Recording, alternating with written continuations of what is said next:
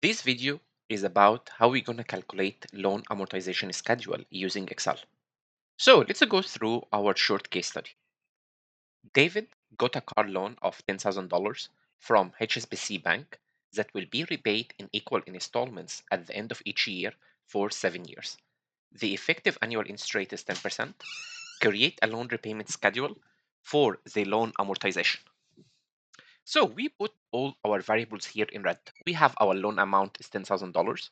Our number of periods is 7 years. Our interest per period, which is interest per year, is 10%. And we made our table here. We started with our period. Then we have our beginning balance. Our beginning balance will say equal $10,000. Then we'd like to calculate our installment. So our installment, we're going to use a built-in function, which is payment. So write BMT, open bracket, and follow the function here. It says put the rate, so we'll put 10%, comma, put the number of periods, which is 7, comma, put our present value. So I will put a negative and then it choose present value. Why do we have a negative sign? Because we have a negative relationship between the loan amount and the periodic payment. If we're going to take a loan, so this will be cash inflow, it will be positive. Then every period we're going to pay our installment. So this will be cash outflow. And that's why we have a negative relationship between our loan amount and installment. Then close the bracket. So this will give us an annual installment of 2054.05. This installment is composed of interest and principal.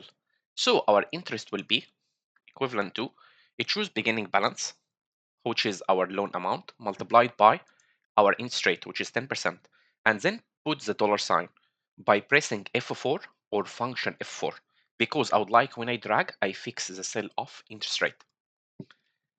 Then we'd like to calculate the principal, which will be our installment minus interest. Then I would like to calculate ending balance. Ending balance is our beginning balance minus principal only, because principal means the part of the loan that we pay every period. Then we will have an ending balance at the end of year 1 is 8,945.95. That's exactly the same as the beginning balance of the next period. Then what's our installment? It's the same. Then for interest, principal, and ending balance, I will drag.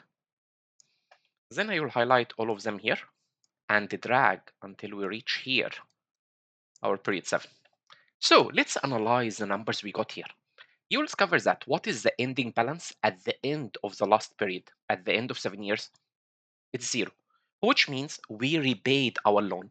And that's why we call it an amortized loan, which means every period we pay part of the loan, which we call it principal.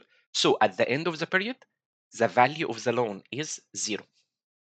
Then what will happen here to principal? You'll discover that every period, what will happen to the principal repayment? It keeps increasing, increasing, increasing. So what will be our total principal? If we're going to get the sum here, what do you think? What will be the total principal? Well done, guys. It's equivalent to the loan amount. In our example, it's $10,000. Let's look at our interest. So you'll discover that we started paying higher interest, and then every period it keeps decreasing. Why it keeps decreasing? Because the loan amount is declining. So what will be our total interest repayment? It's equivalent to this number. So what will be our total installment? Our total installment is constant. So we pay the same installment every period.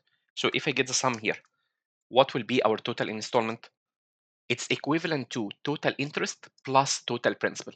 And that's why if you look at the sum here, it will give you 14,378.38, which is equivalent to our total repayment, which is called total installment.